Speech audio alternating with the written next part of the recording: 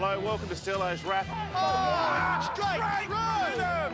Bang, take advantage of it. Stand and applaud! It's a stupid question. It's I not! have far greater expectations of you than that. Oh, yes! He's gone all the way! Now, he's popular, he's a great leader, he's the mentality of this football team. Oh, and another one from Cleary! Well, it doesn't get much better, does it? Absolutely outstanding, and the finish is just as good! It's rugby league, isn't it? Hello, welcome to Sterlo's Wrap, wrapping up round 25, the final round of the Premiership proper. We're into the finals, Pete. My favourite time of year. We made it. Yeah, it's quite a Some doubted it. It was looking a bit shaky there, especially when everyone had to move to Queensland. But 192 games, the regular season, and the fact that we're even into finals week is something to behold. Yeah, it's been enjoyable, and obviously going into that last round, or this last round, there were still some decisions to be made in regards to the ladder, which we'll have a look at now. 4th and 8th finally decided, and two teams have made it in that weren't there last year, and that is the Seagulls, who were 13th, and the Titans, who probably looked to be the least likely of the three that were in contention late, are there for the first time since 2016. Josh Hannay said he wasn't going to breathe for 2 hours. Well, that contest was well and truly decided. I think he'd have been taking a breath after 10 or 15 minutes. Raiders, so disappointing. I had them in my grand final. That clearly isn't the case. And no joy, like Warriors, up and down. Tigers, terrible. Broncos, improved in the second half. Cowboys and Bulldogs, not great seasons, obviously running 15-6. Yes, the Titans versus the Warriors, the match that everyone was looking forward to on Sunday.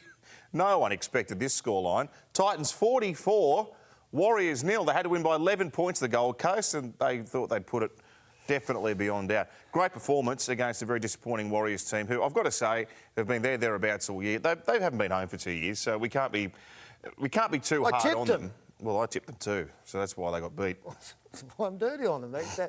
Look, the Gold Coast can do this, and in such a crucial game, that's the best sign. Like they were, going into a game like this, knowing that you have a particular target in mind, that's not easy. No. You'd rather go out there and just have to win or lose the game, but to have actually a margin of points that you've also got to accommodate, thought it was a really good effort from them. Got a few little concerns out of this game. Obviously, Jamal Fogarty involved in this tackle doesn't look that great. So he'll have a nervous wait. Toby Sexton, I guess, is in the wings there. Hasn't had a lot of NRL experience, but people who've watched the wrap know that I've got a bit of a rap on him the way that he has played. And Mitch Rain also taking the legs out here. Also, we won't know for certain. So hopefully, players will get through. Gold Coast Titans looked least likely. I thought the Canberra Raiders were going to sneak in at one stage, then the Sharks looked like they were the P, and the Gold Coast have kind of come from behind to claim that spot. And up against the Roosters, it'll be an entertaining affair. Absolutely. Defensively, the Titans can't win this one, but can they score enough points to knock over this hardened Roosters outfit? Well, look, how do they approach this? If they take a finals mentality, they get beaten, don't they? I agree. Yeah. Do they just throw caution to the wind? Well, they can't win 10-8. Yeah. I mean, as I've said about them before, they can win 30-28. So, but you've got to have a defensive element in mind, because the Roosters are capable of scoring plenty of points. Roosters get Warrior, Hargreaves and Radley back as well, which is absolutely huge. But the Titans, I find them an entertaining football team, so I'm quite happy that they're to play, in this last 8 playoff. Jaden Campbell, very good, one to watch. Yep. Broncos 35, Knights 22. I don't know how Newcastle feel going into this. They were really ordinary. I know that Pearce and Ponga went off and rested for the second half, but Brisbane totally outgunned them early. Brisbane were great. They said on the Sunday push, they look so fast. The back line there, and Anthony Milford had his best game probably for the season in his farewell match for them. But I thought they were really good, and to concede 35 points. I know that the Newcastle Knights rested players, and mostly forwards. The Saifidi brothers weren't there. Mitch Barnett, Suasa Sue didn't play as well, neither did Brayley. So they had plenty sitting on the sideline. But the back line wasn't too far from what we're going to see. And I just thought their attack really struggled once again. Kalen Ponga, good involvement on both sides of the field, but passes just didn't find the right person. Sometimes they were getting in their way. They got a little bit frustrated. Bradman Best missed on a couple of occasions to get the right ball to Chihuahua. So I thought with and without the football, the Newcastle Knights didn't put up the kind of performance that you would want to see a week out from finals football. And there's plenty of evidence of what I'm talking about in just all of those moments there with the football. And to take them off 5 minutes into the second half, and I'm talking about Kalen Ponga and Mitchell Pearce, yes, it may well have been a plan that they weren't going to stay out there for the whole time, but I thought that was based on the scoreboard. I think Adam O'Brien had looked up and said, you know, it was 24-6 or something like that, then I'm getting my best players out of there, which isn't the way that I think that he wanted this last round match to go to springboard off into finals football next week. I think they've got some work to do, and I think it's with and without the football, not just the attack.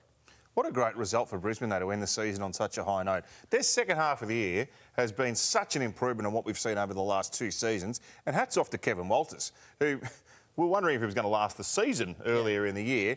He's got a long way towards turning that club around, but he's got NRL experience into some very exciting young footballers. He's got some good people around him too. I think Ben Ikin was a smart signing up there. You know, they moved house a little bit. They got rid of some players there, you know, midway through the season to put together the roster that they were looking for. The huge Adam Reynolds coming into that side and directing that speed, that'll be something to watch. And you get a guy like Capel coming up there, experienced player, who'll get a really good job done for them as well. So, I thought some really positive signs from Brisbane. They'll be counting down the days. And, Kevin Walters was under pressure. He admitted he lost his way during the course of the season, but found it again late, and there are good things to come. Indeed. Newcastle up against Parramatta in an elimination final. Parramatta rested pretty much their whole first-grade team. Panthers beat them 40 points to 6, but the young Eels really stood up to Penrith, particularly in the first half. What do you take out of this if you're both coaches? I think both coaches would be happy and got what they wanted out of this. Penrith, I think, they have a sense of timing about them. And they're getting players back now from that origin period and from injury. Guys like Brian Tyler hasn't been there for 4 or 5 weeks. He comes back, take a game or two to get back to his brilliant best. He's not far from it. I got a hat-trick on 295 metres in his first game and a hat-trick. Taken all right. Took him 2 weeks. I think Ivan Cleary would be very, very happy with what he saw. A decision to be made, and looks like he might have already. Charlie Staines probably doesn't look like coming back into this side, so Momirovski will probably retain that centre position with Crichton out on the wing. But I like what I see from them. And for Parramatta, the big question mark was, do they maintain momentum from that great Melbourne victory by resting all the players for this weekend's game? I think they do. And I thought that, looking at the shots in the stand, I thought that they looked confident there, watching their teammates out there, listening to Clint Gutherson talk. I think they're ready to go. The big thing for me is the bench for Parramatta coming into this next game. They'll pretty much have everybody back on deck. Regan Campbell-Gillard will come back, and so too will Ryan Madison. So I'm wondering what the coach will do. Will Smith, do you put him there as a cover for your halves and the dummy half role? I thought he was really good. And, excellent. And he's an experienced player. He was named captain for this game, and, that's something that you have to earn. The other player I thought was really good for them was Bryce Cartwright as well. Had a lot of involvement, and there's a lot more control in Bryce's game now. He's thinking run before pass, and that's what he needed to be back to his best. He's got footwork. He's a big man. And the other player is Ray Stone, who hits really well in the back row, added to this side, and he can play dummy half if needed as well. What I wouldn't be surprised, Matt, Regan Campbell-Gillard comes back, and he's been out for a while. I wouldn't be surprised if he comes off the bench, starts off the interchange. I'd start Murata Niokore in the front row. So you've got Ryan Madison back on an edge. You've got Isaiah Papali'i on the other edge. Nathan Brown as your 13. So if you play Niokore off front, you've got Campbell-Gillard, Oregon Kaufusi coming off the bench, and Sean Lane, and then that decision between Will Smith, Bryce Cartwright, and Ray Stone. So I'm keen to see. It's a nice situation to be in. I think pretty much at full strength. Obviously no Reid Marnie or Mike Acevo, but I think they'll be confident going into this finals match despite the scoreline of round 25. We all know Sterlo wants Ray Stone. Okay. I'd be quite happy. I'd be quite happy with any of them. I love Will Smith as well. I think he offers plenty. You know, he's got energy, he's got experience, and Cartwright, he's really come on this season, and I can understand why they extended his contract. I think you like Ray Stone as much as I do. You love him. You say his name more than I do. You talk about him every week. You've got a man crush on Ray Stone. And I don't think he's the kind of guy who likes man crushes. He likes to just crush. He likes to crush men. Rabbitohs 20, Dragons 16. The Bennett's baby bunnies did a really good job. They were in command of this game right throughout, except for the last couple of minutes when the Dragons might have snatched it. They could even have sent it to golden point, which would have been great. Pay no attention to the final scoreline. Where do you want to start? Let's start with the negative news for the Dragons, with perennial offender Josh Maguire facing 5 to 6 for a high tackle, so he'll be gone for the start of next season. Yes. Which is really bad. I mean, you know, his judiciary record speaks for itself. But Blake Taff in the number 1, he was good. I thought Lachlan Ilias was tremendous at halfback for South on debut. Yeah, and, you know, that number 7 jersey left by Adam Reynolds, there'll be a battle for that. But this man, it's more about whether he'll play in the number 1 jersey next weekend against the Penrith Panthers. Wayne Bennett, after this game, said there were things he liked about Taff's game and there were things he didn't like. The question is, did he see enough that he could play him next week in confidence? I think that he did. I think that Blake Taff will be there. I think that they will resist the urge to put Alex Johnson there and maybe bring Tane Mill onto that wing. He dropped one ball under like a high kick, and Ravalawa did go through him late, but it made a point there. Ravalawa's run through plenty of great defenders that close to the line. So I didn't read too much into that. So what about him trying to catch Nathan Cleary's searing spiral bombs? Well, the thing I like about Blake Taff, I see a confident player out there. Like I say, I know he dropped one. I know, you know, he didn't make a try-saving tackle there, but I see enough energy and enough confidence in the kid. He kind of exudes that. And you need that from your fullback, even a young person coming up, because they've got such a responsibility. And I think the fact that the opposition, until very late, didn't score a lot of points showed that defensively he was probably making sure that, you know, everybody was in their right place. I'm not paying any attention to, you know, 2016, this should have been 20-0. Yeah. Because the Dragons were poor and they made a late run, and that's a bit of a concern, I suppose, for South Sydney. But this was an emphatic victory, and, you know, Taff played his role in that. Indeed. Up in Townsville, the Manly led North Queensland by a converted try with less than 15 minutes to go. They beat them 46-18. Yeah. Turbo scored another hat-trick. That's 5 hat-tricks in his last 8 games. Ruben Garrick, the first man in premiership history to score 300 points in a regular season. That's a great performance. And, you know, when Tom Trbojevic comes back in, obviously both Jason Saab and Ruben Garrick have really benefited from that. The first man to break 300 points in a regular season. Hazem El Masri and Brett Hodgson have scored more than 300, but that's including finals football. So Ruben Garrick, a nice first for him, and a really good performance. Tom Trbojevic gets 3 tries, Jake gets 2. And this is a team that can score points, that are very, very confident, that have now got themselves into 4th position. And, you know, I still am of the belief you can't win this competition outside the top 4. So all of a sudden they're right back in, not back into contention, they're way in contention now, because they can afford to lose one game where, you know, that's a nice safety net to have. What about the speed here of Saab? Now, that's Tabuai Fado getting away. Now, unfortunately, Jason doesn't make the tackle, but... Was he going full pace there, the hammer? I'm trying to work out whether the hammer was fatigued by something that had happened just previous. Well, he's done a hamstring, you find out after the game. I don't know whether he was carrying it in that run. I don't know. But the wingers have been fantastic. Really good finishes in this man, Garrick, and he's a wonderful goal kicker as well. There are so many strike players in this. You know, guys like Morgan Harper, Brad Parker, they're dangerous players. The halves are outstanding. The back row, Ola Kawatu, is a beast.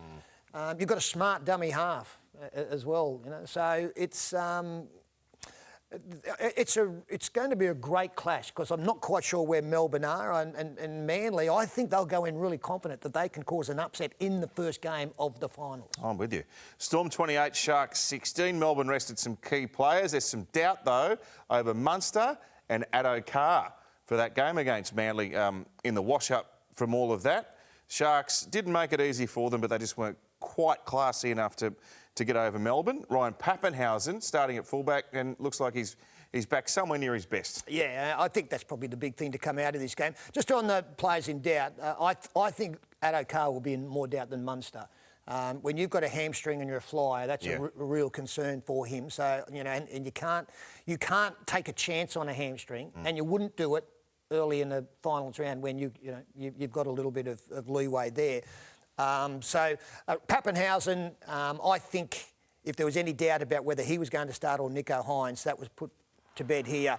And it's just when we looked at Paps coming back, we had a bit of a question mark about his involvement. He looked tentative. He just didn't have that burst, that real spark. Well, in the 3 tries that he scores, and this here, the kick return, that's Ryan Pappenhausen of last season. You know, that's where there's no self-preservation here. He's ready to put his body and his speed on the line. So I thought that was a huge plus for them. He just looks like to be back. Again, look at this kick return. It's great stuff from Ryan Pappenhausen. And I just want to talk about this Melbourne team because in the past we've spoken about Melbourne and Penrith, their ability to absorb pressure and then to turn defence into attack. So that transition. Now, they had 3 or 4 line dropouts against them. Teague Wilton runs it on the last. Now, they've done a mountain of defence, and you can see in the body language here, Brandon Smith, Tui Kamikamica, they're out on their feet. OK, so they've done a great job. They've defended their line for minutes. Now, on tackle 3, this is what they put together. They've gone from being absolutely exhausted to Olam getting away, finding support on his inside, cuts out Pappenhausen, Nico Hines. It'll eventually find Marion Seve down this side of the field. Look at the support players. These are guys who've just tackled their backsides off, and all of a sudden they're 12 metres away, 3 tackles later from the opposition line. When I'm talking about transition from defence in attack, that's what we're talking about when in regards to Melbourne and the Penrith Panthers. That's why they're the premiers, of course. It is, and that's why they are so well placed to defend that title. If the Roosters get through against the Titans, can they be the fly in the ointment in this final series? Roosters 40, Raiders 16. Canberra, we know, had to win to make the finals. They were nowhere near good enough. And the Roosters, despite having all of these players out, just keep on keeping on. Sam Walker off the bench. Off the bench, yeah. Is that tactical or is that giving him a rest? Well, it is. I asked Brad Fittler whether he thought that Sam Walker would come off the bench next week. And he thinks that will be the case, that you bring him on because of what he can offer there. Remarkable, the Roosters here. Canberra got away to a good start. Yeah. And I thought the Roosters might have been in some trouble, but, any wall that you feel as though they're going to hit, they just keep powering through it. And what I really liked about it, we talk about the left-hand side of the Melbourne Storm attack and the South Sydney attack. Well, they were tremendous here, the Roosters down that left side with Adam Kieran, Drew Hutchison, and that man there, Angus Crichton. And Angus Crichton, I think he's the perfect link man between the two. And when you look at Kieran and Hutchinson, they're your prototype footballers. I don't think it matters what number you put on their back. They just go out there and they know the game, they understand the game, and they'll get a job done for you. They're not particularly flashy. They probably don't even feature that much on opposition team sheets. But this is the footballer here. Like, he hits the post. His first priority, the only thought in his mind is to score the try. Then, OK, I've gone into the upright here and my back's in a really bad way. That's a footballer. That's who's got his priorities right. I know he's not in the illustrious company of some of the others we've talked about for signings of the year, but for the value that Adam Kieran's offered the Roosters, he played a heap of game at hooker. Yep. He's played in the halves, he's played in the centres. Good goal kicker. Good goal. I mean, he has been absolute value for money for the Roosters. And the thing down that left side, both he and Hutchison have got really good left foot steps. So playing down that side, it's suited to that. You're stepping away from the side line, and I thought they combined really, really well. So. Great stuff again from the Roosters. Wonderful coaching. Jared Waerea-Hargreaves to come back into that side. So too Victor Radley, I mentioned that earlier. In their absence, Taukeaho was fantastic. So Roosters They only missed out on top 4 on differential. When you consider the talent on the sideline, it is a huge effort. Yeah. Sunday footy, West Tigers versus Bulldogs. Bulldogs 38, Tigers 0.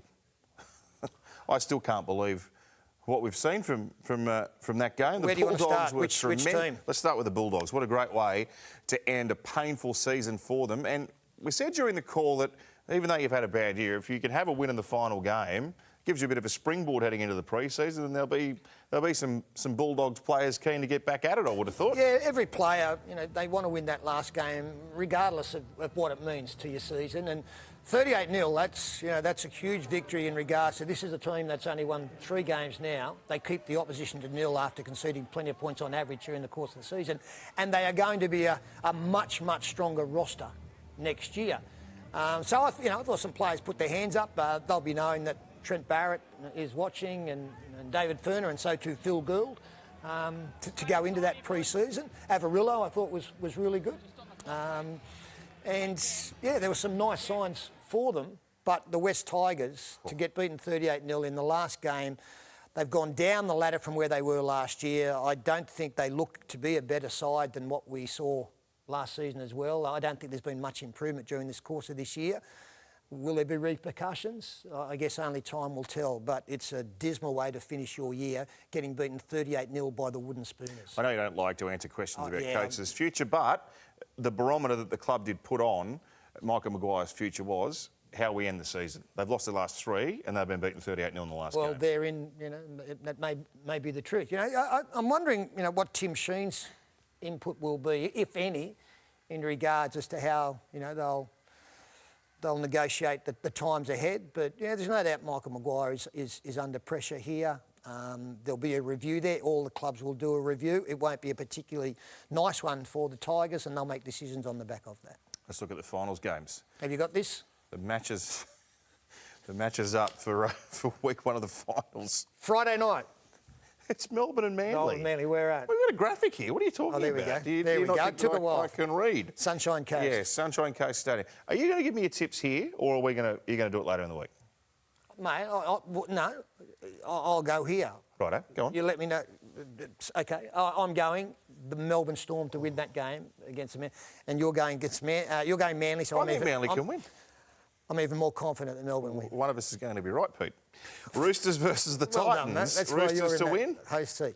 I like the Roosters in this game. Yeah, I can sort of we'll go through them individually, but you'll see a pattern at the end of it. Roosters to win. Panthers versus South Sydney. Double header.